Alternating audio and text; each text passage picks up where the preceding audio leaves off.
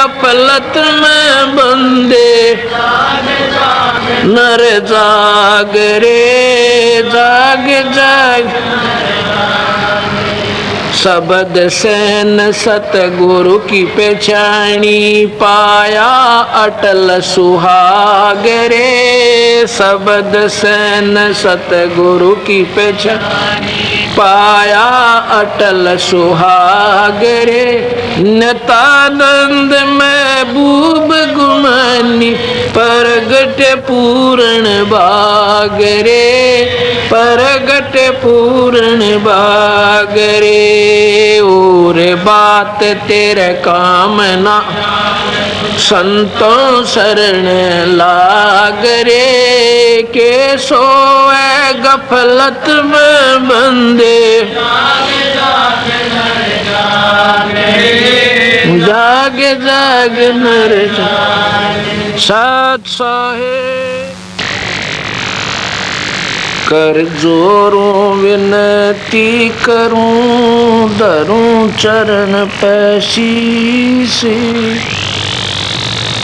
गुरु राम देवानंद जी महाराज ने दियो नाम बख्शीश। कोटि कोटि सजदा करूं, कोटि कोटि प्रणाम। चरण कमल में राखियो मैं बंदी जाम गुलाम।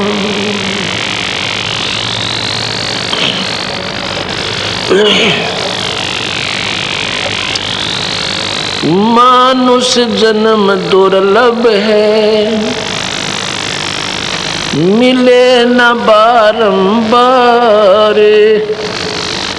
तरवर से पत्ता टूट पड़े वो, बोर न लागे डर। कबीर फागुन आवत देख के, कबीर पतझड़ आवत देख के। बन रोवे मन माही, ऊंची टेनी पात थे इब पीड़े हो जाए।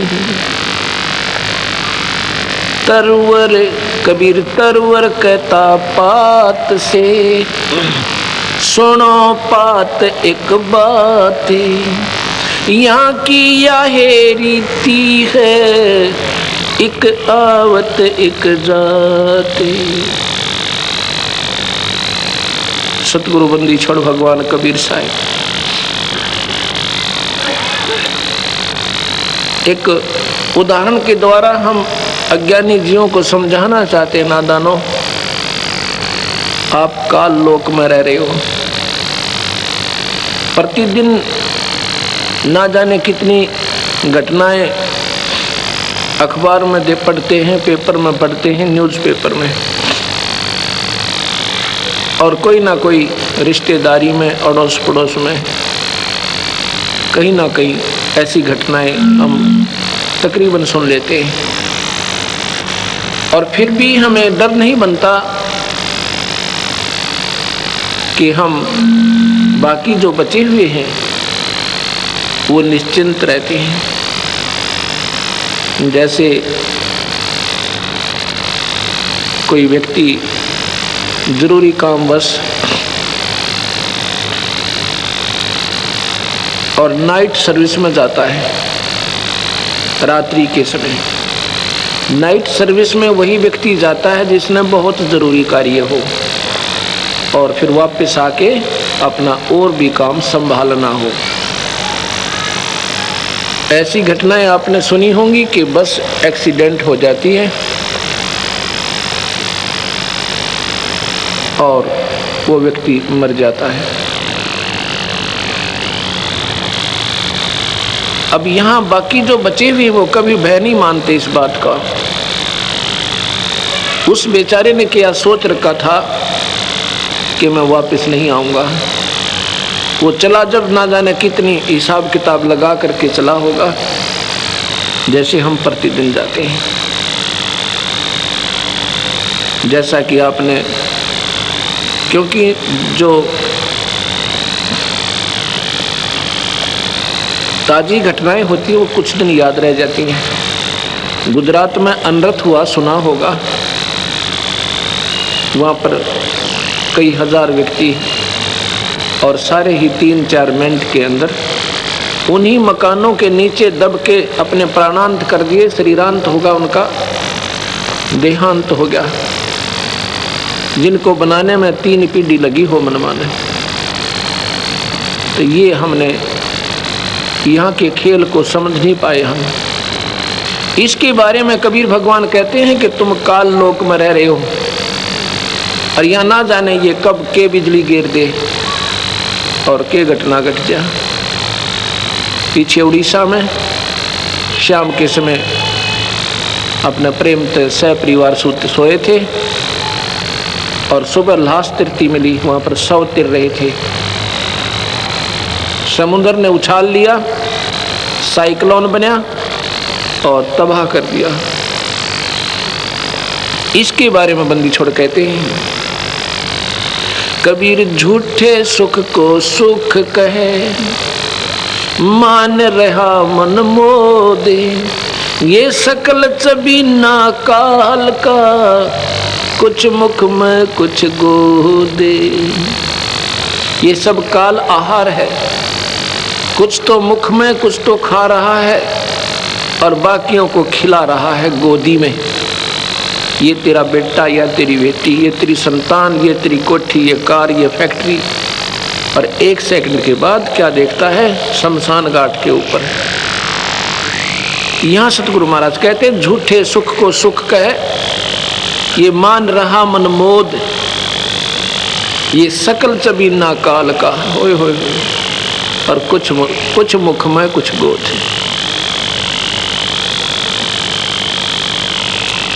क्या कहते हैं बंदी छोड़, कबीर पतझड़ आवत देख के, बन रोवे मन माही, ऊंची टेढ़ी पात थे अब पीले हो जाए। जब पतझड़ आती है, वो पत्ते जो सारा वर्ष बड़ी मस्ती मारते हैं, ऊंची ऊंची टहनियाँ को ऊपर फड़फड़ फड़फड़ और बड़ी मस्ती में रहते हैं, अब वो पीले होते हैं और गिर जाते हैं और अलविदा कर जाते हैं। ऐसे ही ये शरीर अब हमारे सफ़ेद बाल हो गए, ये टोकन आ गया ऊपर तक। ईश्वर का इशारा है कि सावधान हो जा, अब कभी भी टिकट कट सके, कभी भी जा सकते हो यहाँ से। और वैसे तो यहाँ इस काल की मर्जी है, कभी भी कुछ कर सकता है, पर यो तो पक्का संकेत है कि पीले पत्ते हुए ना और टूट के गिरे ना, उसी समय गिर जाएंगे, अर्थात कभी भी जा सकते हैं।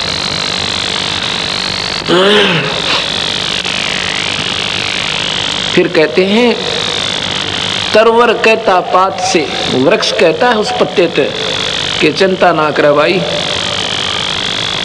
तो टूटेगा, एक नई कोपल फूट आवेगी और वो फिर 1 साल फड़फड़ फड़फड़ वो कर लेगी, फिर वो नीचे जाएगा।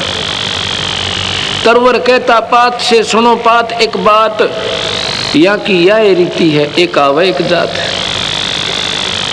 तुम लोग ऐसे में रहते हो जहाँ पर कोई स्थिर नहीं, और सथाई लोग ने तुम छोड़ जाए अपनी मूर्खता के कारण, अपनी अज्ञानता के वश उस सतलोक को छोड़कर आ गए, जहाँ पर हम मरते नहीं थे, जहाँ पर हमें कोई पीड़ा नहीं थी, ये 5 तत्व का खोल नहीं था हमारे ऊपर।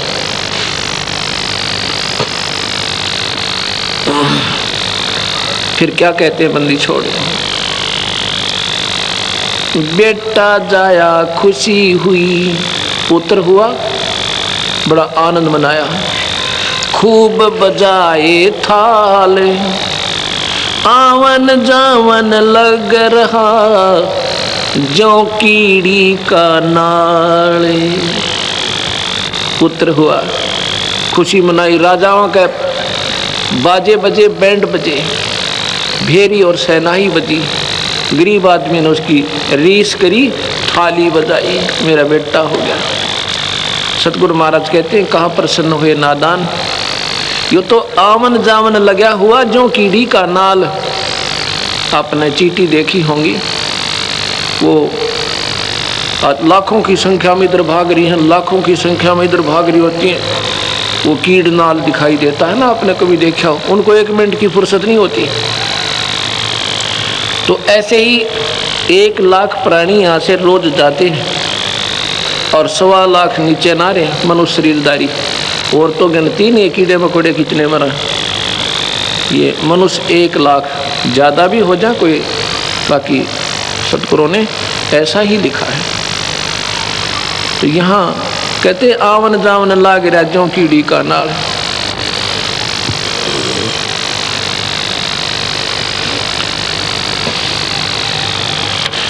कबीर धरती करते एक पग और करते समुंदर फाले, आथा पर्वत तोलते उनको भी खा गया काले। ओए होए, देखो हनुमान कैसे पहाड़ ठाया न थे कृष्ण जैसे, इनको भी काल खा गया, यू बख्शे को ना। क्योंकि केवल यहाँ से बचने का एकमात्र तरीका कबीर भगवान का आसरा, वो भी पूरे शरण के द्वारा, पूरे संत के माध्यम से। कबीर साहब ने बार बार यही कहा है कि झूठे गुरु के पक्ष को तजत ना कीजिए कान, और वो मुक्त नहीं होता वो प्राणी, वो भुगते चारों खान, फिर 84 में आ जाएगा। केवल सूखे कबीर पंथ की फीत लगा लेने से जीव काल से नहीं बचेगा। अपने घर पर मूर्ति रख ली, हम बहुत परंपरा से कबीर पंथी हैं, पंथी नहीं हम। पंथी जब होंगे तो सही संत मिलेगा और नाम सहारा मिलेगा। जब हम सतगुरु से जुड़ जाएंगे फिर काल हट जाएगा और सतगुरु हमारे सिर पर छाया रखेगा, बच्चे बच्चे के साथ होगा। एक कहानी सुनाता हूँ सतगुरु की, क्योंकि ये परम पिता है, ये अपने बच्चों के हमेशा साथ रहते हैं। मैंने सुबह भी बताया था, हरियाणा के अंदर 7-7.5 वर्ष के अंदर 1.5 लाख संगत हो गई है कबीर पंथ की, बिल्कुल फ्रेश, बिल्कुल नई। क्योंकि परमात्मा ये हमारा कोई कबीर साहब कोई व्यक्ति विशेष के लिए नहीं या जाति विशेष की नहीं है, लेकिन हम पंथी जल्दी बन जाते हैं। अब यहाँ लगा हुआ ना कबीर साहब के बारे में जानकारी दी जा रही है, साहब का फोटो है, तो काल ने आम जीव के मन में ये धारणा भर दी यहाँ तो कबीर पंथी ही जाते और मत जाना। ये बीमारी और बढ़ दी, क्योंकि काल ने तो जाल डालना है किसी प्रकार जीव सतगुरु के मार्ग से वंचित रहे। सतगुरु महाराज कहते ना हम हिंदू ना मुसलमान, हम तो एक मानव जाति के उद्धार के लिए आए थे भाई।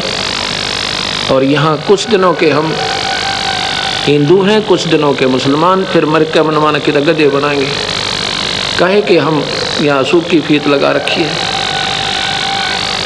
तो हरियाणा में सतगुरु की बहुत महिमा, बच्चे बच्चे के मुंह पे सामने बैठ कर सारा परिवार जो है आरती करता, जो हम करते हैं, और दिन में भजन करते हैं, सतगुरु की वाणी का पाठ करवाते हैं, और अपने आप को पिछले बीते हुए समय को याद कर कर रोते हैं, हे परमपिता मुझे ये मार्ग पहले क्यों नहीं मिला, हम इतने दिन भ्रमते और भटकते रहे। तो वो कबीर पंथी नहीं थे, अब वो कबीर पंथी हो गए। क्योंकि पंथ क्या है, सतगुरु के अनुसार साधना करना, उनके पद चिन्हों पर चलना, that is known as the panth. और पंथ कोई नो सीमा थोड़ी है किसी की। तो वहाँ बंदी छोड़ भगवान कबीर साहब की इतनी अजब महिमा है। वैसे तो मालिक सब जगह है, बिजली के गुणों का सबको ज्ञान है, और उसके गुणों की गाथा गाते कि बिजली पंखा चलाती है, बिजली पानी निकाल देती है ट्यूबवेल से, बिजली आटा पीस देती है और बहुत से काम बिजली करती है, दूध रिड़क देती है, कपड़े भी धो देती है बिजली आजकल। अब ये महिमा बना के उसकी बढ़िया बढ़िया लाइन, यानी कोई भजन बना ले, शब्द बना दे, श्लोक बना दे बिजली के, और फिर उसको गाना शुरू कर दे घर पे बैठकर, तू बहुत अच्छी है, तू बिजली पंखा चलाती है, बिजली ये करती है, बिजली वो करती है। ये तो गुण बिजली के हैं जो तुम गा रहे हो। वो बिजली लाभ देगी कैसे? वो प्रोसीजर इससे बिल्कुल न्यारा है। वो तरीका ही भिन्न है जिससे बिजली लाभ देवेगी कैसे। कनेक्शन लेना पड़ेगा, उसका फॉर्म भरना होगा, वो पूरी फॉर्मेलिटीज़ करनी होंगी, और फिर वो जब मीटर लग जाएगा, कनेक्शन मिल जाएगा। जो गुण गाया करते थे बटन दबाओ लाभ लो। ऐसे सतगुरु की महिमा गाने वाले संतों की कमी नहीं। मैंने सुबह भी बताया था, कबीर पंथ में शिष्य कम है, गुरु गणे। और वो शब्द गाते हैं, सतगुरु की महिमा सुनाते हैं, कहते हैं फलाना संत सतगुरु की बहुत बढ़िया बानी जानता है। अरे सतगुरु की बानी तो ये लिख रखी कबीर साखी, ये बढ़िया और घटिया क्या होती है? वो तो एक टेप रिकॉर्डर है तो उसने घोटका के सुना लग रहा, वो तो एज ए टेप रिकॉर्डर का काम कर रहा है। और इसमें लिखी हुई सारी ये घटिया नहीं होती सतगुरु की बानी, और उसके मुंह से कोई बढ़िया नहीं बन जाती है। हाँ, हम अलगोजा, हम कान के विषयी हैं, हम सबर पसंद करते हैं। सतगुरु ने कहा है कि कबीर हरि के नाम बिना ये नार कूतिया हो, गली गली भौंकत फिरे टूक ना डाले को। अब इसने सुनकर कलेजा धड़कना चाहिए कि हम कुतिया बनेंगी, और कुतिया बनकर के सलूक होगा अपने साथ। ये डर तो लगा नहीं? कहते नहीं, इस महाराज का बढ़िया गला नहीं था, वो फलाना बहुत बढ़िया सुनाओ था। अरे कोई बात हुई या? तुम तो नशे में हो, फिर आपके हृदय में आप नशा नहीं उतरा आपका। जैसे मैंने दिन में कहा था, कोई मुझे आकर कहे कि आपके चोरी हो गई, और मैं कहूँ कि उसने बढ़िया नहीं बताना आया, आप बताओ। फिर वो गा के बताए आपका चोरी हो गई, तो अच्छा लगेगा। कलेजा धड़कना चाहिए था कलेजे में, और चल पड़ना चाहिए था उसी से में उठकर। अगर शराब ना पी रखी होगी, न सही आदमी कह सकता है इसने अच्छा नहीं सुना, आप सुनाओ। ऐसे ही ये इतने दुख की बातें, और फिर कहते नहीं वो अच्छी सुनाता था। तेरा गजब हो, तेरे हृदय में जगह नहीं बनी ईश्वर की, इसलिए फलाना अच्छा दकड़ा अच्छा तो ये है। उसी समय दर्द हो, उसी समय हृदय के अंदर कसक उत्पन्न हो, और त्याग दे बुराई, लग जा सतगुरु चरणों में, अपना कल्याण करवा ले, तो बात हुई। तो ऐसे ही हम गाने और बजाने पर नहीं उलझना चाहिए। तो जो प्रसंग चल रहा था वहीं फिर आते हैं कि सतगुरु की जो महिमा है,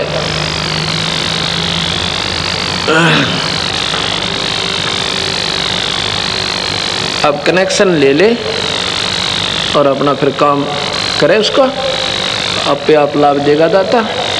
तो देखो, विचार करना होगा। सतगुरु महाराज सन 1398 में, सन 1398 जून में, यानी जेठ मास, ज्येष्ठ उतरते की पूनम के दिन सुबह ब्रह्म मुहूर्त में 1455 विक्रमी संवत में सतगुरु आए थे। ये तो हम उनके कलयुग की एक प्रत्यक्ष, उन्होंने एक जीवन यहाँ एज ए मैन, एक व्यक्ति की तरह जीवित रह कर दिखाया था। वैसे तो वो अनंत कोटि ब्रह्मांड के मालिक हैं, जब चाहें आ जाते हैं, जब चाहें चले जाते हैं, और यहाँ भी रहते हैं।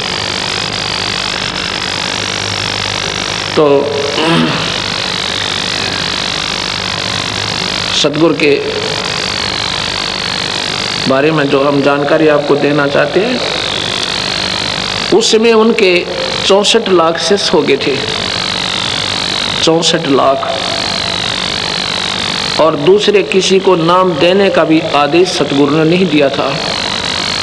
हालांकि कमाल जैसे और सर्वानंद जैसे विद्वान बन गए थे, सतगुरु की 4 बातें सीख कर अपनी अपनी डफले भी बजाने लग गए थे, पर सतगुरु ने उनको मना कर दिया था, नादानो अपना काम बनाओ, काहे के महंत पाको तुम गधे बनोगे काल में। उन्होंने किसी को नाम देने का आदेश नहीं दिया था, केवल धर्मदास को दिया था अपने जीवन काल में। क्या उन्होंने बहुत अच्छा किया था। ना सारे अंडी पाक जानते अपनी अपनी डफली, क्योंकि उनके जाने के बाद बन गई वही बात। फिर कुछ तो रोजी रोटी का धंधा ढूंढ लेते हैं। उन्होंने आत्म कल्याण से कोई मतलब नहीं होता। हमने चाहिए अपना कल्याण कराएं, अपना बेड़ा पार करें और अपना काम बना जाएं।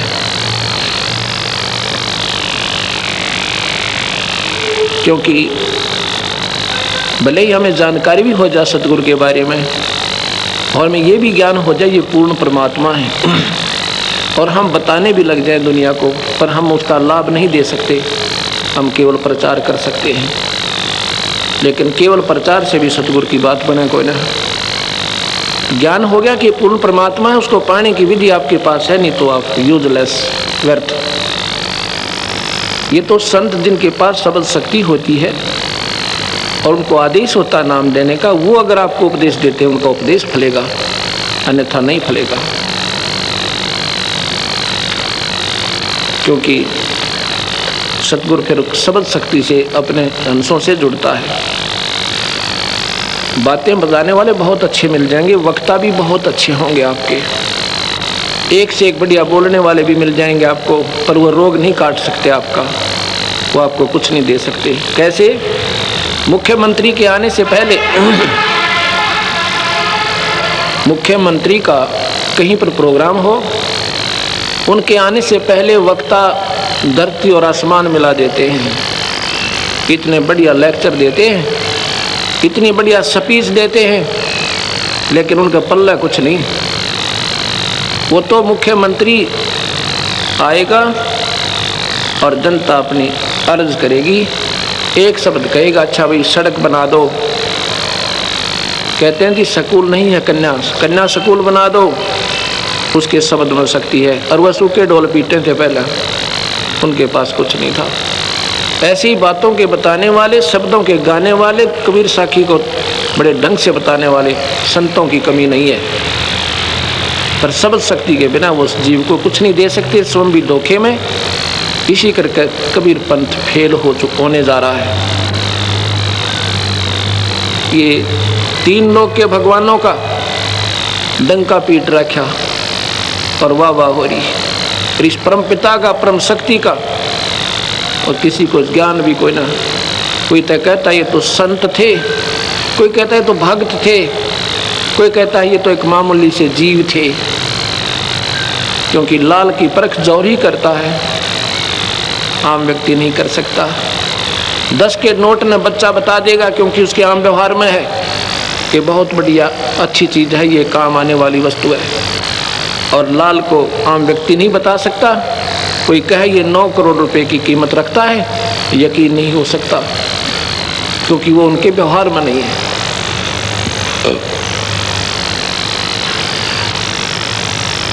एक समय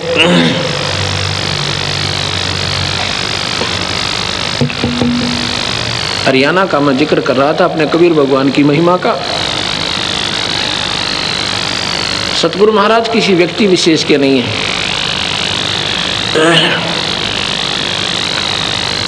जींद जिला है हरियाणा के अंदर, एक जींद जिला,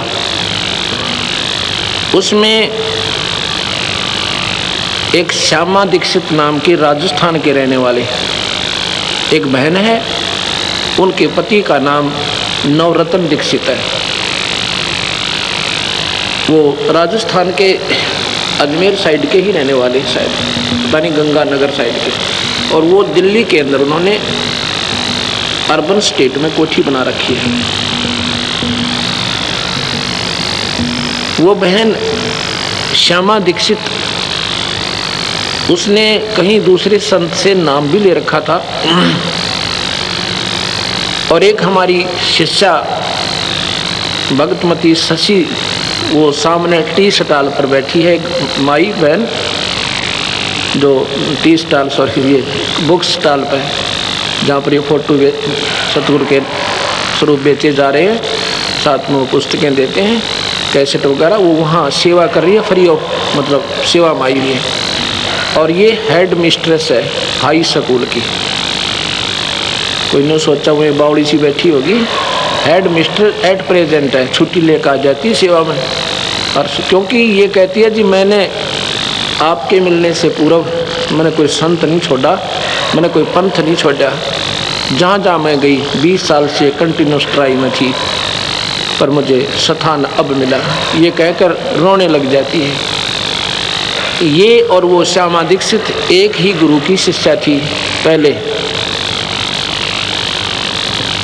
इसने जब ये मार्ग मिला सतगुरु का, कबीर भगवान की महिमा से परिचित हुई, पढ़ी लिखी इंटेलिजेंट थी, जल्दी बात को समझ गई, और फिर इसके अड़े हुए काम सतगुरु ने मिनटा में दूर किए, तो फिर ये बहुत प्रभावी हुई। इसने उस अपनी सहेली से कहा कि आप भी आ जाओ गुरुदेव के पास, आप नाम बदल लो। वो कहती है आपके गुरुदेव कहते हैं माता मत पूजो, हनुमान भी मत पूजो, व्रत भी मत रखो, कनागत सरहद भी मत निकालो, मैं नहीं ले सकती वो नाम। क्यों? क्योंकि मैं तो माता की बहुत तगड़ी पुजारन हूँ, मैं तो बचपन से माता के ऊपर इतनी आसक्त हूँ कि नवरात्रे करती हूँ, आठा का व्रत रखती हूँ, मैं माता को नहीं छोड़ सकती। एक दो सत्संग भी सुना, पर वो कर्महीनता के कारण सतगुरु से जुड़ी नहीं। लगभग 2 वर्ष हो जाते हैं। एक दिन वो वही श्यामा दीक्षित इसी शशि प्रभा के साथ हमारे पास जींद आश्रम में आती है, रोती है, आंखों से आंसू नहीं सूख रहे हैं, कहती है महाराज जी मुझे नाम दे दो। मैं कहने लगा भाई आप तो मैंने पहले भी देखा है, अक्सर देखा है, मैं अभागिन थी, मैं पापन थी, मैंने आपकी महिमा को समझी नहीं। फिर शशि ने बताया कि ऐसी ऐसी बात है जी, इसने सत्संग भी सुने थे, और ये कहती थी कि मैं माता को नहीं छोड़ सकती। मैंने कहा आज भी माता को तूने त्यागना होगा, वो प्रोसीजर जो सीधी जो साधना तू करती है ऐसे नहीं करना, हम देंगे उस माता की पूजा जैसे तूने करनी है ऐसे करेगी। वो बोली जी त्याग दूंगी। मैंने कहा अब कैसे समझ आई आपके कि मेरा सत्यानाश हो गया?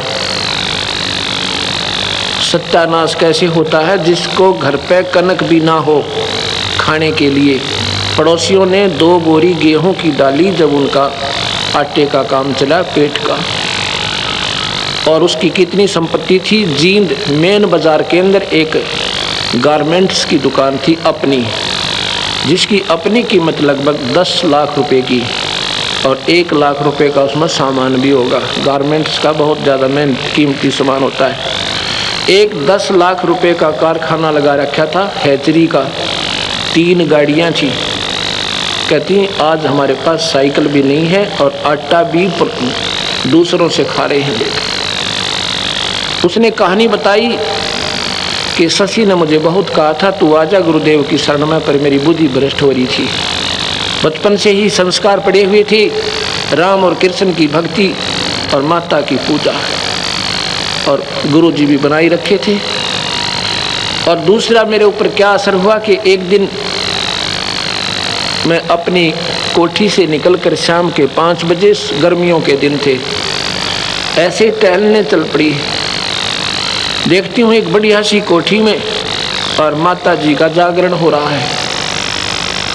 उस जागरण की आवाज़ जो मैंने सुनी, माता की जय बोली जा रही थी, मेरा तो गीसा गल गया, इतना आनंद आया।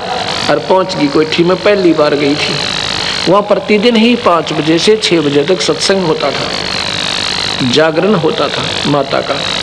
देखी तो सैकड़ों बहन और भाई वहाँ पर विराजमान थे और बड़ा फोटो माता का, 8 भुजा वाली माता का रखा हुआ था, ज्योत जग रही थी। मैं जब बैठ गई, मुझे 5 मिनट बैठी न हुए, इतने भी माता के पास एक औरत ऐसे बेहोश पड़ी थी। उसमें से आवाज आई कि श्यामा दीक्षित, श्यामा आगे आ जा, श्यामा मेरे पास आ जा। मैंने सोचा कोई और श्यामा होगी, मैं तो आज प्रथम बार तो आई हूँ, मुझे कौन जानता होगा। नहीं उठी।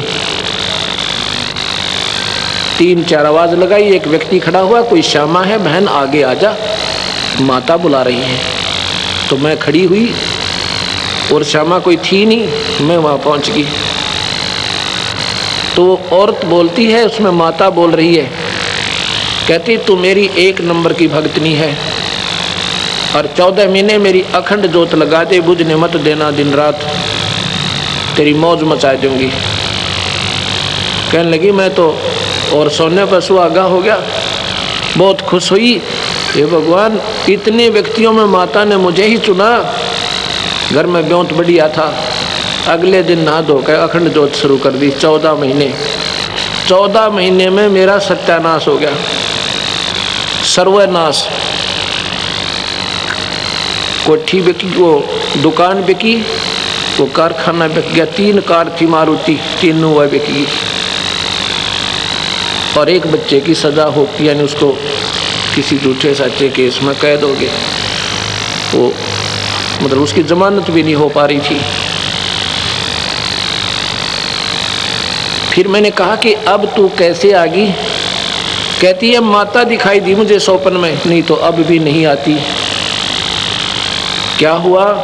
उसने कहा कि श्यामा आपका नाम लेकर अगर जान बचाना चाहती है उस सतगुरु हंस के पास पहुंच जा, और तेरे मेरे बस की बात नहीं तेरे इस दुख ने निवारण करने की। आप शायद नादान ये सोचोगे महाराज अपने सतगुरु की महिमा ही गाने के लिए बातें बना रहे होंगे। कतई नहीं, जितना मैं बोलूँगा 1% भी गलत नहीं होगी और सोच आपकी अपनी होगी। क्योंकि मैंने क्या हो सकता है बेमतलब के फिजूल में थूक बिलोवन की, कोई लोभ नहीं, कोई लालच नहीं आपसे, कोई न सोचे स्वार्थवश संत और ऐसे ही डींग पेल रहे होंगे। नहीं, आज तक किसी से ये नहीं कहा है कि 10 रुपये दान दे दे या पर्ची काट दे, और कई लाखों के समागम हो चुके हैं। सतगुरु अपने हंसों को तैयार रखता है। कबीर साहब कहते हैं जो मांगे सो बढ़ुआ, कि ये दर दर फिरे अज्ञानी, और जोगी जोग संपूर्ण, जिसका मांग ना पीवे पानी। संत मांगा नहीं करते, उनका वो तो दुनिया के घर भरा करते हैं। तो मैंने उससे कहा, नाम ले लिया।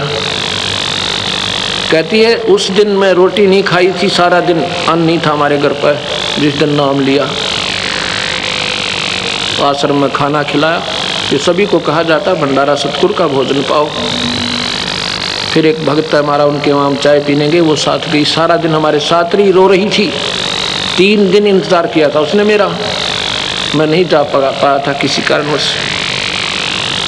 कहती है जी मैं रो रो के वापस जाती थी आश्रम से कि मैं बहुत कर्महीन हूँ, क्योंकि मुझे भगवान नहीं मिल सकते। नाम लेकर गई थी। 1 हफ्ते के बाद उसका लड़का रिहा हो गया, बरी होगा। अब उन्होंने लगभग 1.5 वर्ष हो गया नाम लिए ना।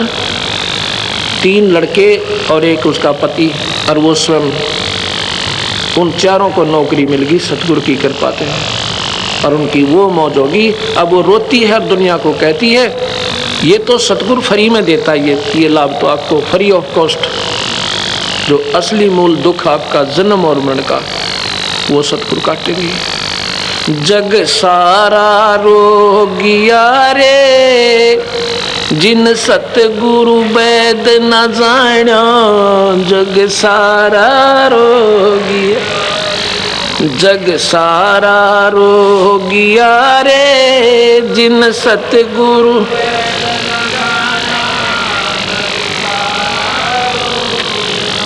जग सारा रोगिया रे, जिन सतगुरु वेद न जाण्या। जन्म मरण का रोग लग्या है, तृष्णा बडरी खांसी। जन्म मरण का रोग तृष्णा बडगी खांसी। आवागमन की डोर गले में पड़ी काल की फांसी। जग सारा जिन सतगुरु वेद न जाण्या। जग सारा रोग, जग सारा रोगिया रे, जग सारा रोगिया। साचा सतगुरु कोई न पूज, झूठे जगपति आसी। साचा सतगुरु कोई न पूज, झूठे जगपति आसी। अंधे की बागही अंधे न मार्ग कौन बतासी। जग सारा रो अरे, जिन सतगुरु वेद न जाण्या। जग सारा रोगिया रे,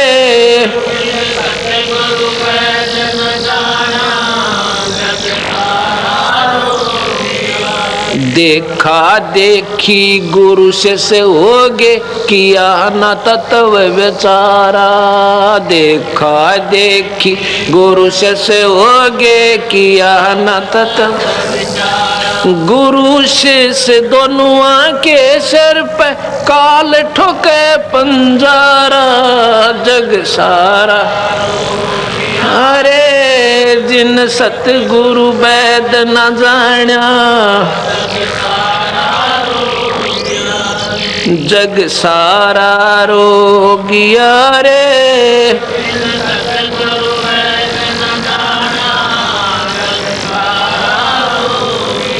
सार शब्द सर जीवन बूटी, गैस गैस अंग लगावे। सार शब्द सर जीवन गैस गैस अंग लगा। कहे कबीर तुम सतकर मानो, जन्म मरण मिट जावे। जग सारा रो रे, जिन सतगुरु वेद न जाण्या। यारे जग सारा रोगिया रे, जिन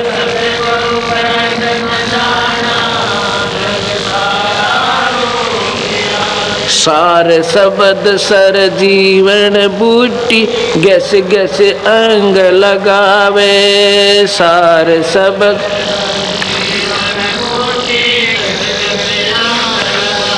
कहे कबीर तुम सतकर मानो, जन्म मरण मिट जावे। जग सारा जिन सतगुरु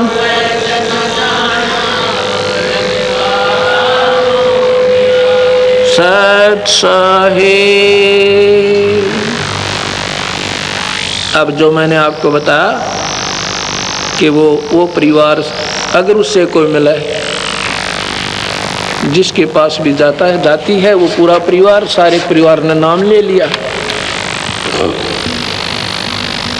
जहाँ भी वो जाकर कहते हैं कि अगर आपने अपनी जिंदगी सफल करनी है, इस संसार में भी अगर अपने सुख चाहिए तो सतगुरु शरण में जाओ। और परलोक का बेरा ज्ञान तो अब हुआ, हम गलत साधना कर रही थी।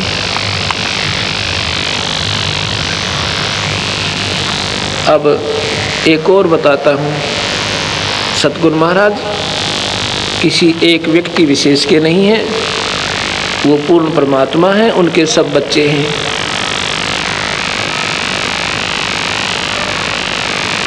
उसी जींद जिला में पटियाला चौक पे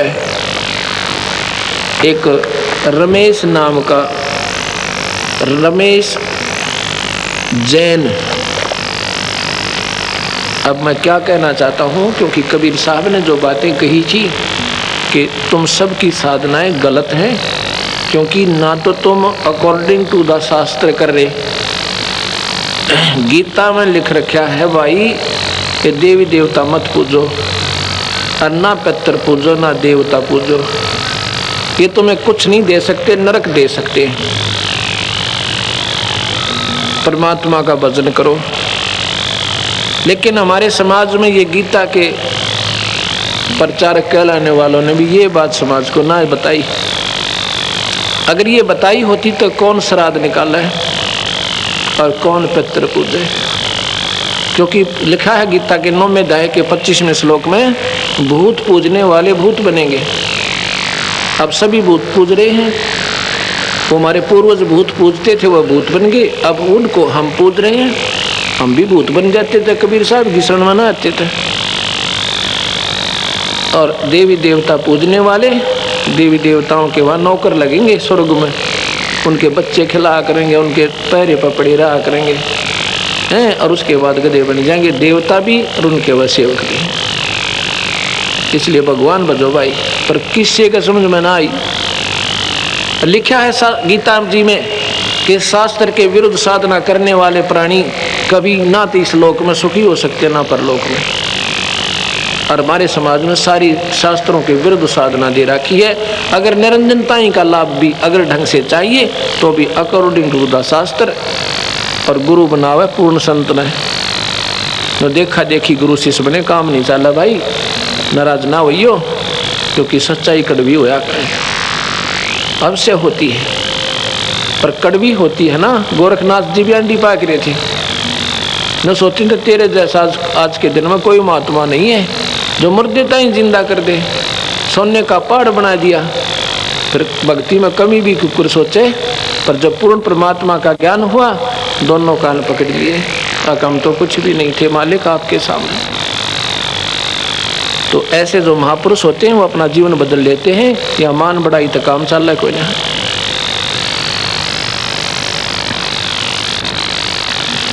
तो जो हम कहना चाहते थे आपको, सतगुरु महाराज कोई व्यक्ति विशेष के नहीं है। गीता जी में भी ये लिखा है कि तो अगर हम निरंजनता ही का तक का भी लाभ चाहते हैं, काल तक का, क्योंकि गीता में काल भगवान कहता है मैं काल हूँ, और अपनी साधना बताता है ऐसे करो अर्जुन, गुरु बनाओ और भाई ओम नाम का जाप करो, और साधना मत करो, केवल एक ईश्वर की साधना। फिर कहता है अर्जुन तने पूर्ण मुक्ति चाहती है, उस परमात्मा की शरण में चला जा। गीता के 18वें श्लोक का 40वां 18वें अध्याय का 40वां और 62वां श्लोक प्रमाण देता है। अध्याय 8 का 9, 10 और 11 प्रमाण देता है, पढ़ के देखो। और पूरा का पूरा 13 और 14 अध्याय और 15 अध्याय उस परमात्मा के बारे में पूरा प्रमाण दे रखा है, उस अविनाशी ईश्वर के बारे में। उसका भजन करो भाई, पूरी मुक्ति वो देगा, और वो सबका पालन करता है, वही सबका जो है ना परमात्मा पूज्य है। लेकिन हमारे समाज में उल्ट साधना डाल दी। वो रमेश जैन, उसके घर में 5 सदस्य, 6 सदस्य, 2 लड़के, 2 लड़की और 2 स्वयं। एक बड़ी लड़की, दूसरे नंबर की, और फिर 2 लड़के जुड़वा। जब वो सतगुरु की शरण में आए इस दास के माध्यम से, वो छोटे लड़के जो जुड़वा हैं वो 7 वर्ष के थे। उस समय उस परिवार की क्या हालत थी, बड़ी से छोटी लड़की, उसको मिर्गी के दौरे पड़ते थे। मिर्गी, उस समय वह लगभग 10 वर्ष की होगी। दोनों लड़के जब से जन्म से पैदा हुए थे, उनके ऊपर लगभग 3 लाख रुपए वो स्वयं बताता था लग चुके, और ट्रीटमेंट चल रहा था। उसकी पत्नी का नाम कमलेश है, उसको दमे की बीमारी थी, दमे की बीमारी थी। जब उसने नाम लेने के लिए वो आए, किसी सेवक ने बताया, मैंने उसको कहा कि आप जैन हो? कहा जी। तो आप थानक में भी जाते हो? हाँ जी। अब देखो, पूजा किस लिए करते हैं हम? गोली किस लिए खा रहे हैं, कैप्सूल किस लिए ले रहे हैं? ट्रीटमेंट के लिए कि बीमारी कट जाए। अकान जी, जब बीमारी आपकी कट नहीं रही तो आप दूसरे डॉक्टर के पास जाइए। अकान जी, जाना ही पड़ता है। तो फिर क्या करोगे? जो वो डॉक्टर कहे ये कैप्सूल खाओ, ये छोड़ दो, तो तुम पहले खा रहे हो, इनको मत खाना, तो आप क्या करोगे जी? छोड़ दूंगा और नए खाओगे ना जो वो देगा। अकान जी, बस ऐसे ही है। मंदिर में भी जाते हो? अकान जी, मंदिर में भगवान है? अकना जी, क्यों मैं जाते क्यों हो? जाता था ही भी नहीं जाऊं। भगवान होता तो मेरी बिरान मट्टी ना होती, हम बहुत जाते थे। आप जैन धर्म में भी गए हो, वहाँ भी संतों से मिले हो कि मिले हैं जी? खूब, उन्होंने जो कहा हमने सब कुछ किया। और गुग्गा पीर भी पूजा, हनुमान जी भी पूजते हैं। और फिर भैया दुर्गति तुम्हारी? और भैया ये तो समझ में ना आती, सब कुछ कर रहे हैं और फिर दुख न्यू का न्यू। अब अगर तुमने सतगुरु शरण में आना है, सब पूजाएं त्याग दो, केवल जो हम कहे ऐसे करो, अपने भगवान का भजन करो। ये तो तुम्हें जन्म मरण से छुटवा होगा। और जो तेरे घर पर कह रहे हैं, इसको फ्री में ठीक करेगा जाता है, क्योंकि ये पूर्ण परमात्मा है। ये तो मुफ्त में रूंगे में देते हैं कि ये भोली आत्मा इस दुख के पहाड़ से हल्का होने से शायद भगवान बचेगा, वैसे तो नहीं बचा जा सकता। उस दिन उसने कहा जी जैसे आप कहोगे वैसे करेंगे। पक्के जैनी थे हम, एक नंबर। पर आज मैं तौबा बोल चुका हूँ। एक दुकान है सपे उसकी, ये हार्डवेयर की, और पेट गुजारा तो दूर रहा, शर हो गए लाखों रुपया दुनिया की, कर्जा हो चुका है। उस दिन उस पर पूरे परिवार ने नाम लिया, पूरे परिवार ने नाम लिया। बीड़ी शराब मांस तम्बाकू कभी नहीं छूना। कहते जी मांस अंडे तो हम खाते नहीं, शराब भी नहीं पीते और ना बीड़ी पीते, ये तो हम पहले से ही नहीं करते। वह बहुत अच्छा। एक दिन भी अगर पी लिया ना, ये नाम खत्म होगा। और पूजा नहीं करनी। अगर एक दिन भी दूसरी पूजा कर दी तो हमारा नाम खत्म हो जाएगा, नाम नहीं रहेगा तुम्हारे पास। सतगुरु अपना हाथ उठा लेंगे। कबीर साहब कहते हैं 100 वर्ष तो गुरु की पूजा, एक दिन आन उपासी, वो अपराधी आत्मा पड़े काल की फांसी। 100 वर्ष गुरु के अनुसार साधना कर लीजिए। एक दिन भी अगर माता डोकली हनुमान जी की वहाँ पर आरती गाय दी, सतगुरु हाथ नहीं आपके ऊपर रखेंगे। वो अपराधी आत्मा कहते हैं फिर नरक में जाएगा। बहुत समझाते हैं, पर ये इतने डरे हुए हैं लोग, काल ने इतने दुखी कर रखे हैं, घबरा जाते हैं अपने बच्चों की खैर के लिए। काल की पूजा करते करते भी खैर नहीं रहेगी आपकी, क्योंकि वो खैर के लिए थोड़ा ही पाल रखा उसने तो खाने के लिए पाल रखा है। खैर तो सतगुरु के चरणों में हो सके, होगी, पक्का होगी, और कहीं नहीं होगी। उन्होंने जी नाम ले लिया। 9 महीने तक, उसी दिन 15 दिन के अंदर अंदर जब सच्चे, क्योंकि दुखी प्राणी जब सब जगह से हताश हो जाता है, वो सतगुरु चरणों में रुकता है। 9 महीने तक ना वो उसकी पत्नी का दमा, दोनों बच्चे स्वस्थ, लड़की की मिर्गी ठीक है।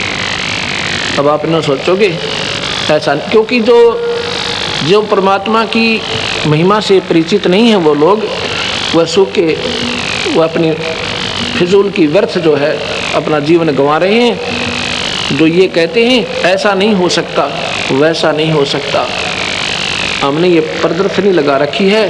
कमाल को जीवित किया बदली छोड़ने, कमाली को जीवित किया। रामानंद की गर्दन काट दी थी, सिकंदर लोधी ने हाथ के सपर से जीवित कर दिया। कई अनाड़ी कहते हैं लब मैं मारूंगा माखी, जीवित कर दे। अरे हम कौन करने वाले, मालिक करते हैं। कहते हैं ऐसा हो ही नहीं सकता। जो ऐसा कहते हैं वो भक्त नहीं है, उनमें अंश नहीं है ईश्वर का। भक्ति तो नज़दीक भी नहीं उन लोगों के। एक समय की बात है, दो भक्त जो है साधना कर रहे थे। एक 40 वर्ष से एक 4 वर्ष से। एक दिन कहते नारद जी आ जाते हैं। नारद जी ने देखा जो बड़े 40 वर्ष से साधक थे, बड़ा शील स्वभाव, इतनी लंबी दाढ़ी हो रही, बड़ी बड़ी जटा, और बैठे जमा मस्त। बड़ी चर्चा हुई सतगुरु के बारे में, भगवान के बारे में, बहुत आनंद आया। उसके बाद वो दूसरे के पास जाते हैं जो 4 वर्ष से साधना पर लगे थे, उससे भी बातें होती हैं। ऐसे सिलसिला कई महीने चलता रहता है। एक दिन नारद जी ने भगवान विष्णु से कहा कि भगवान वहाँ पर आपके नाम पर 2 कुर्बान हो रहे हैं, आपके ऊपर पूरी आस्था रखते हैं दाता। कबीर साहब बोले उनमें से एक है भाई सही आस्था वाला, एक नहीं है। अब वो होगा जी जो 40 साल से लग रहा है, नहीं वो नहीं, वो दूसरे वाला। अब नारद जी ने सोचा आज भगवान रॉन्ग स्टेशन पकड़ के दिखे, इतने बढ़िया महात्मा को 40 साल से आपके नाम पर कुर्बान उसको कह रहे हैं, ये भक्त नहीं है। और दूसरा काल का बच्चा उसने कहा यो महात्मा है, यो सही भक्त है। भगवान के मुंह की तरफ देख रहा है नारद। तो भगवान विष्णु कहते हैं क्यों नारद, क्या बात है, मेरी बात पर यकीन नहीं हुआ? अगर नहीं ऐसी बात नहीं ऐसी बात नहीं भगवान, पर मेरी बुद्धि काम नहीं कर रही, सही बताऊँ आपने। क्यों? वो तो जी बहुत अच्छा, ओहो आपके तो गुण गाता नहीं छिकता। अच्छा तो ऐसे कर, किस टाइम जाता है तो उनके पास? अगर जी रोज जाता हूँ मैं, तो उनकी चर्चा सुनता हूँ, आप उनके मुंह से आपकी बातें गदगद हो जाता हूँ। किस टाइम जाता है? सुबह 10 बजे। आज तो 2 बजे जाना, कल तो 2 बजे जाना। अच्छा, और वो देरी का कारण पूछें तो ऐसे ऐसे बताना, फिर वो क्या प्रतिक्रिया करें वो मुझे बताना। अच्छा जी। नारद जी 2 बजे पहुँचे। पहले गए उस पुराने महात्मा दौरे जो 40 साल से बैठा था। वो कहता है ए रिसीवर, आज इतनी देर लगा दी? ओहो, आप आते हो ना, बड़ा आनंद आता है, ईश्वर चर्चा करते हैं, आपके मुख कमल से भगवान की चर्चा सुनकर गदगद हो जाता हूँ। तो नारद जी कहने लगे भाई क्या बताऊँ, कुछ देर होगी। क्या कारण था? कि ऐसे ऐसे कारण था, भगवान विष्णु ने एक सुई की नोक के अंदर से, सुई का जो होता है ना धागा डालने का कहाँ, उसमें से हाथी निकाल दिया। वो कहता है नारद जी क्यों झूठ बोल रहे हैं, ऐसी बात कहो जो कि तलवा लागती हो, ऐसे गप्पे नहीं मारा करते, तुमने तो बैठा रखा देश का, ये भक्ति भ्रष्ट कर रखी है। वो लाल हो गया जियो तक, और 40 साल वाला महात्मा। नारद जी का वही भाई नो सोची भगवान तो साची के थे, ये तो जमाए डांगर है, इसने कहेगा ना मेरा, जब भगवान पे विश्वास ही नहीं था क्यों बैठा है डरे डोन की खातर। फिर गया दूसरे के पास, उसने भी कारण पूछा कि रिसीवर बहुत लेट आ गए, आपसे तो हमारा इतना लगाव बन गया, आप नहीं आते तो आनंद नहीं आता हमें। वो कहता है भाई क्या बताऊं, कहूँ तो डर लगा है, और ना कहूँ तो डटा ना जा मेरे पे, रुका नहीं जाता। बता दो फिर क्या बात हुई? कि भाई ऐसे ऐसे भगवान विष्णु ने सुई की जो है ना धागा डालने वाला, उसमें से हाथी निकाल दिया। और भाई मैं तो देख इस इंतजार में बैठा रहा, कैसे निकालेंगे। वो कहता है ए नारद जी, वो सारी पृथ्वी ने निकाल दे, ये तो एक अच्छी की बात करी आपने। उस महात्मा की उस 4 साल के साधक के चरणा में सिर टेक दिया नारद जी ने। धन है तेरी माँ ने जिसका जन्म लिया। जो भगवान पर विश्वास नहीं करते उनका कोई फायदा नहीं भक्ति करने का। और ये ऐसे नहीं वैसे नहीं, ये भगवान की डिक्शनरी में नहीं है। परमात्मा जो चाहे सो कर सकता है। अगर ऐसी आस्था है तो भक्ति कर रहे हो, ना तो डरे ढो रहे हो।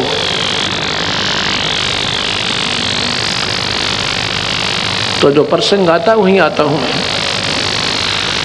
एक बार फिर क्या आ जाती है, 9 महीने के बाद उस रमेश जैन के परिवार में आपत्ति फिर आ जाती है। वो सारे बीमारी, बच्चे भी बीमार, सिविल हॉस्पिटल में एडमिट, और उस कमलेश का दमा और उस लड़की को मिर्गी फिर पड़े। मेरा वहाँ पर 1 हफ्ते के बाद जाना हुआ जींद आश्रम में। मेरे पास वो सारा परिवार आया, कहते हम तो मर गए जी। तो उससे पहले हमारा एक सेवक चला गया उनके पास। उससे कहने लगे हमें तो बहुत दुख हो गया, फिर आपत्ति आ गई, ज्यों की त्यों होगी बात, पता नहीं क्या कारण है। उसने कहा तुमने कोई गुरु मर्यादा तोड़ी है, कोई नियम नहीं निभाया। अक नहीं, रमेश जैन को मालूम नहीं, वह लड़की गड़बड़ करी, वह कमलेश गलती कर गई, और उसको उसके पति ने मालूम नहीं था। वो ठीक कहता जी हमने कोई ऐसा कानून नहीं तोड़ा सतगुरु का, जो उन्हें नियम बताए थे हम बिल्कुल ठीक चल रहे हैं, और 9 महीने तक हमें कोई तकलीफ नहीं थी। अब पता ना क्या हो गया। तो वो घर चला जाता उससे पूछता बहन तू सच्ची बता दे, नहीं ऐसा नहीं हो सकता, जो परमात्मा 9 महीने तक तुम्हारा दुख निवारण कर सकता वो सदा के लिए भी कर सकता है। हाँ जी ऐसा तो है। पर फिर उसने देखा पीछे बरंडे के अंदर एक कुछ जंतर मंत्र से कर रखे। उससे पूछा ये क्या किया है तूने? वो कहती भैया ये गुग्गा पीर की पूजा कर दी मैंने। अब वो बोला वो गुग्गा पीर फिर बढ़ गया था रे, वो गुग्गा पीर काट दिया था मुश्किल से सतगुरु ने, वो काल वो गुग्गा पीर फिर आ गया तुम्हारे, जिसने पूछोगे वो तो आवेगा भाई। तो फिर वो रमेश बहुत नाराज होता अपनी पत्नी से कि उसने जुल्म कर दिया, ऐसा क्यों किया मुझे बताया क्यों नहीं? वो कहती है पड़ोसन आई थी और कहने लगी नाम तो हमने भी ले रखा, हम तो सारी पूजाएं करते हैं, और गुग्गा पीर ना पूजा ना, हमारे रिश्तेदार का लड़का मर गया था और मैं तो डर गई। और पूजा करते जब खूब बीमार रहा करते, जब गुग्गा पीर गीत गाया था तेरा, या समझ तो बार बात हो जाती है। सारे परिवार ने मैं बोला तो मेरे पास आए, फिर उन्होंने अपनी गलती मानी कि दोबारा उपदेश लो और फिर दूंगा नहीं, एक बार माफ़ी हो जाएगी। सतगुरु से हम भी रोएंगे और तुम भी रोना। उस परिवार ने दोबारा फिर उपदेश लिया। आज 5वां वर्ष लग गया उनको, 6ठा लग गया है। 95 में नाम लिया था 1995 में। उस परिवार के ऊपर कोई किसी प्रकार का दबाव नहीं, और बल्कि नई कोठी बना ली और दुनिया को कहते फिर हैं अगर पृथ्वी पर कहीं भगवान है तो कबीर साहब है। बोल सतगुरुदेव सत्संग। तो इस प्रकार अपने इष्ट पे पूरा विश्वास रखो। जिनके लिए तुम भागा दौड़ कर रहे हो ना, वो तो मुफ्त में सुख देगा आपको, फ्री ऑफ कॉस्ट। और जो पाठ से भरा कष्ट अपना ज्ञान नहीं, वो हम बता रहे हैं जो ये निवारण करेंगे। आपको तपतशिला पर नहीं जाने देंगे, धर्मराज आपका लेखा नहीं करेगा। गरीबदास जी कहते हैं सतगुरु शरणा आके धर्मराज डर कैसा। कबीर साहब की शरण में आके धर्मराज का भी डर कोई ना। किनको? जो सत्य नाम और सार नाम उपासना कर रहे हैं।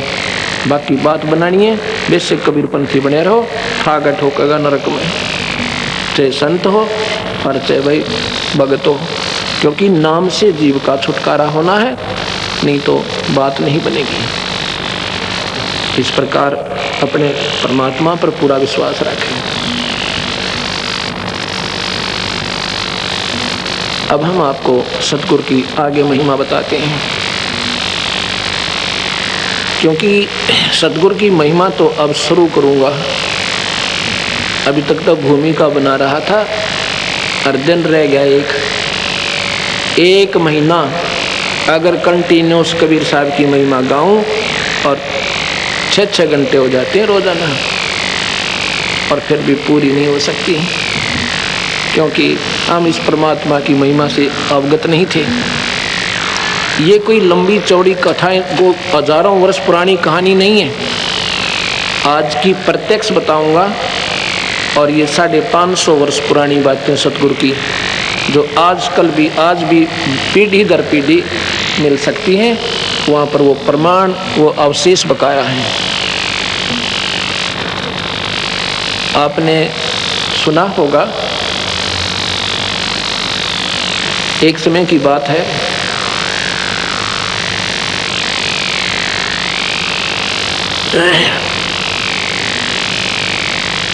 वीर देव सिंह बघेल काशी नवाब, उन्होंने अपने बाग में सत्संग करवा रखा था। ये राजा लोग कैसा जागरण करवाते हैं, कैसा सत्संग करवाते हैं। मेरे जैसे किराए के संत उनको आमंत्रित कर देता है और वो पूजा के लालच में इकट्ठे हो जाते हैं और उनको कहता है वहाँ बाग में बैठ के सत्संग कर दो। और अपने चेले चपटे हुए बैठे होते हैं, उनके नौकर नाकर वो आकर बताओ जी इसने बहुत बढ़िया अच्छी बातें बताई, इसने बहुत अच्छी बताई, इसने बड़ा बढ़िया गाना गाया। जो उनको आकर कह देते हैं ये अच्छी सराहना कर देते हैं, उसको औरों को 1-1 रुपया दक्षिणा देता है, उनको 10-10 दे देता है और वह कूदते जाकर। ना राजा का कोई असर, ना उनका कोई कल्याण। ऐसे सत्संग हो रहा था, सत्संग हो रहा था और कबीर भगवान भी जा बैठे, क्योंकि वो साधु बैठे सारे बड़े बड़े आसना पे, उनके गद्दे ला रखे। राजा घर में कमी क्या की थी, 2-2 गद्दे बिछाकर बढ़िया चादर बिछा रखी उनके नीचे, और भगवान जाकर नीचे बैठ जाते हैं। क्योंकि जिस लाल ने भले ही जमीन पर रख दे, लाल ने भले ही किसी फटे पुराने कपड़े में बांध दे और चाहे तिजोरी में रख दे, उसकी कीमत उतनी ही रहती है, वो कम नहीं होती। और कौडी ने चाहे अलमारी में धर ले, चाहे तिजोरियाँ के तीसरे ताले के अंदर रख ले, उसकी कौडी कीमत रहेगी, ज़्यादा नहीं होती। साहब बैठे हैं और वो महात्मा लोग अपनी अपनी गा रहे हैं। जब सभी ने अपने अपने सत्संग सुना लिए, एक कहता है भगत जी आप भी सुनाओ। परमात्मा को तो भगत जी कहते हैं। कहते हैं भगत जी आप भी सुनाओ। कहते हैं महात्मा ने सब कुछ सुना ही दिया, बाकी छोड़ा ही कोई नहीं, क्या सुनाओ। नहीं नहीं आप भी सुनाओ कुछ। सतगुरु बोले मैं सुनाऊंगा ना, यहाँ कोई नहीं डटेगा, सारे भाग जाओगे। नहीं नहीं ऐसी क्या बात है, सुनाओ, क्यों नहीं सुनाएंगे। ईवा कोई तो रामकृष्ण के गुण गावे, को हनुमान जी के गुण का बता रहा, और कोई देवी की महिमा, अपनी अपनी डफली, अपने अपने राग। सतगुरु ने फिर शुरू किया, सारी कहानी बताई। कहते हैं भाई ये ब्रह्मा विष्णु महेश भी नासवान परमात्मा है, ये 3 लोक के ईश्वर हैं, इनको भी काल खाएगा और तुम सब काल के मुंह में हो। उस पूर्ण परमात्मा का भजन करोगी और पूरे संत तक लेकर जब बात होगी। वो तो जी लाल हो गए सारे, कहते तू कौन कहाँ से आ गया है, क्या कृष्ण से भी बड़ा है कोई। मैं कहूँ था ना भाई मेरी एक नहीं सुनोगे, क्योंकि दर्द होता कड़वी चीज सुनकर। एक उनमें से चल गया, राजा के पास जाता है, कहता जी एक सिरफरा आया हुआ है और पता नहीं क्या क्या कहता है। कहता है ये कृष्ण जी से ऊपर कोई शक्ति बताता है और अपने आप को कहता है मैं खुदा हूँ, मैं अल्लाह हूँ, मैं भगवान हूँ। और जी वो तो बहुत गलत बोलता है, और गलत के बोला हुआ नो की नो बता रहे थे सतगुरु, पर वह सच्चाई कड़वी होती है। राजा ने कहा कि उसको लाओ बुला के यहाँ पे। एक छड़ीदार गया, सिपाही, उसने कहा कि चलो तुझे राजा बुला रहा है, क्या डींग मार रहा था तू यार।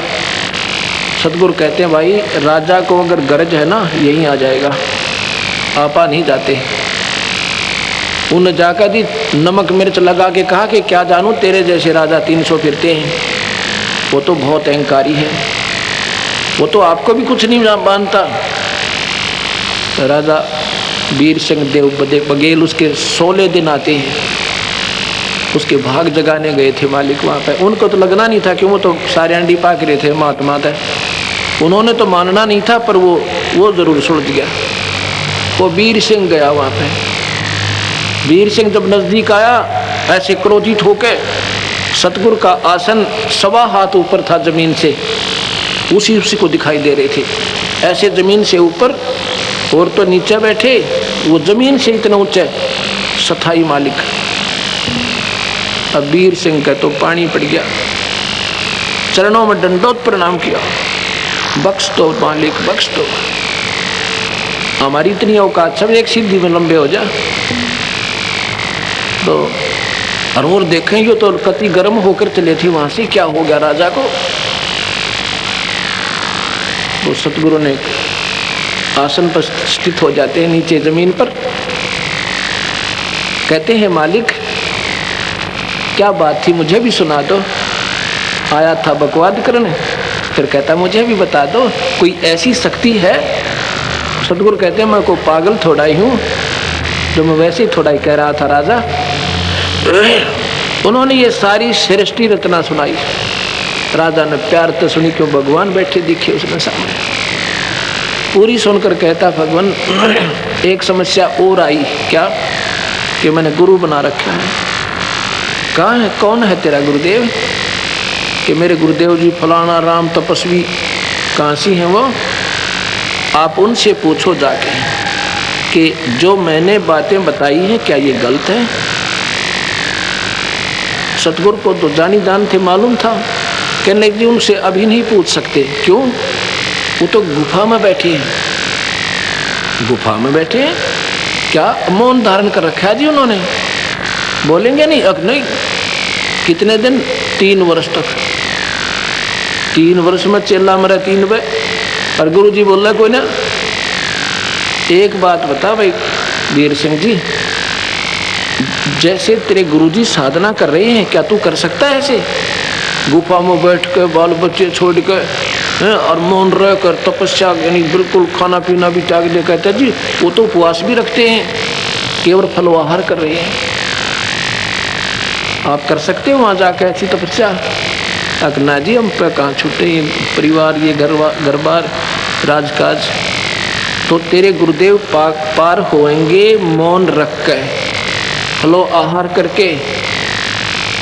उनकी साधना तो यही है, क्योंकि वो स्वयं भी कर रहे हैं, तो अनुयायियों ने भी ऐसे ही करनी चाहिए, तभी तो बात बनेगी, या कैसे और बन सकती है। अब वो समझदार तो थे ही। अब देखो सतगुरु ने कितनी गजब, कितनी अच्छी लीला की है। कहते हैं गृहस्थी पार नहीं हो सकते, फिर गृहस्थी क्यों डरे ढो भाई? जब पार ही नहीं हो सकते फिर क्यों भक्ति करते फिरें? ये तो हमारा अंधेरा हटाने के लिए सतगुरु आए थे कि घर में रहकर अपना काम करके बच्चों की परवरिश करते हुए आप पार हो सकते हो। केवल एक नाम आश्रय और पूरे संत का नाम ले लो। तो जी हम तो ऐसे नहीं कर सकते, फिर आप उसकी उस संत से चाहते क्या हो? जब वो स्वयं ही साधक है, वो साधना कर रहा है, इनकम्प्लीट है वो। अरे जो साधना वो कर रहा तुम नहीं कर सकते कि नहीं जी, फिर तुम तो फेल। कहाँ जी कति पक्के फेल। फिर अब तू सोच भाई, अगर वो नाम तुम्हें दे भी रखा 3 लोक का जन्म और मरण और 84 का, भाई ये गीता पढ़ के देखो, उसमें कह रखा अर्जुन तेरे मेरे असंख्यों जन्म हो लिए। और ये भी नहीं है कि हम आगे ना होंगे और पहले नहीं थे, अर्थात जन्म मरण मिटा नहीं। और सतगुरु कहते मैं 1 मिनट में मिटूं भाई जन्म मरण को, मेरी शरण में आ जा, कभी जन्म नहीं होगा, सतलोक ले चलूंगा। और पूरा नाम जप विधिवत रहे, मेरी साधना कर। तो वीर सिंह जियों ने चरण पकड़ के और नाम ले लिया, भाग जग गए उनके। अब नाम ले लिया, सतगुरु ने प्रथम स्टेज का नाम दिया। 3 स्थिति में सतगुरु नाम को पूरा करते थे। पहली स्थिति है पहली का कायदा नर्सरी, जो 3 लोक की भक्ति है ना, सही श्रेष्ठ अकॉर्डिंग टू द शास्त्रों के अनुकूल वो कराई जाती है। क्योंकि 3 लोक के साधकों ने, संतों ने यह भी पूरी नहीं करवा रखी आपकी पढ़ाई। उसके बाद सतनाम देते थे सतगुरु, ये भी देख लेते थे ये कितना रुकेगा तेरे आपके वचनों पे। उसके बाद सतनाम दिया करते थे। जो मैं आपको पहला नाम देता हूँ ये हमारा मूल मंत्र नहीं है, ये तो फर्स्ट एड है। उसके बाद सतनाम दूंगा। दोबारा जब यहाँ कभी सतगुरु की कृपा होगी आएंगे, ये 4 महीने आपने ये अवश्य जाप करना होगा। उसके बाद आपको दूसरा सतनाम दिया जाएगा। सतनाम के बाद फिर सारनाम दिया जाता है जब ये जीव मुक्त होगा। अब यहाँ कई बातें होती हैं। कबीर साहब धर्मदास को सीधे मिले थे, उनको नाम भी दिया था और आगे नाम देने के लिए आदेश भी दिया था। उन्होंने क्या नाम दिया था उनको, ये पूरा प्रमाण है। और साथ में ये कहा था कि जिसके पास सार शब्द नहीं है धिक्कार है उसका जीवन। सतनाम तो है ही, लेकिन जिसके पास सार शब्द नहीं है उसका जीवन व्यर्थ है, वो साधक पार नहीं हो सकता। अब यही तो समस्या है कि ना तो हम सतगुरु के शास्त्र से परिचित, किसी ने कान पकड़ रखा, किसी ने टांग पकड़ रखी है। एक समय कहते हैं 5 अंधे थे, वो कहने लगे भाई हमने कोई हाथी दिखा दे। एक कहने लगा हाथी दिखा दे। भाई तुम देखोगे कैसे कि हम अपने हाथों से काम ले लेते हैं आँखों का। वो कहने लगे अच्छा भाई हाथी तो हम दिखा देंगे। ऐसे कोई गाँव में आ रहा था, ऐसे रोटी मांगनी है हाथी के साथ, उसको कह दिया भाई 2 मिनट हट जाए ना हाथी दिखा दे। वो चारों तरफ वो अंधे छोड़ दिया हाथी गए, अपनी अपनी अनुभूति करने लगे, अपना अपना एक्सपीरियंस उन्होंने देखा कि एक न तो पैर मिल गए, उन पैरों को नीचे से ऊपर तक खूब अच्छी तरह निरीक्षण करता है। एक का काना का हाथ लग गया, वो कानों के ऊपर से खूब अच्छी तरह उनको देख रहा है कि वो पूछे तो बता दूंगा कैसा होता अच्छी। एक पूछड़ को, एक सूंड को और एक पेट पर का हाथ फेरा, पांचों आगे देख कर। रास्ते में पूछा कहाँ गए थे सूरदास, कि हाथी देख कर आए हैं भाई। तुमने हाथी देखा कैसे भाई? अग देखा क्यों, हम बता दे पूरा पूरा। अग बता होता है, एक कहता हाथी होता है थंब जैसा, थंब खंबा नहीं होता, क्योंकि उसने पैरों का निरीक्षण कर रखा था। वो कहता हाथी थंब जैसा होता है, पिल्लर, अनप्लस्टर्ड पिल्लर हो है ना जो, बोला ऐसा होता है। एक बोला ये झूठ बोलता है, हाथी होता है पाइप के सा, वो सूंड पर के हाथ फेर रहा था। तीसरा कहता नहीं नहीं हाथी होता सूप जैसा, सूप माने छाछ, वो कानों के ऊपर से पूरी निरीक्षण कर रहा था। तीसरा चौथा कहता है ये तीनों झूठ बोल रहे हैं। हाथी होता है पटे जैसा, वो पूछड़ पकड़ रहा था, पूछ के दूम पर क्या हाथ फेर रखा था, एक्सपीरियंस कर रखा था। तीसरा कहता नहीं नहीं हाथी होता है दीवार जैसा, कच्ची बींत हो ना, प्लास्टर मड प्लास्टर कर रखा हो, मिट्टी की लिपाई कर रखी हो, वो पेट पर का हाथ फेर रहा था। वो पांचों लड़े आपस में। तो उस आँखें वाले ने बताया भाई, आंखों वाले ने कहा ये तो these are the parts of the elephant, ये तो हाथी के हिस्से हैं जिन्हें तुम हाथी मान रहे हो। इन सब को मिला के हाथी, और वो जो उसकी सही स्थान वो तुमने देखा ना, जो कमर पर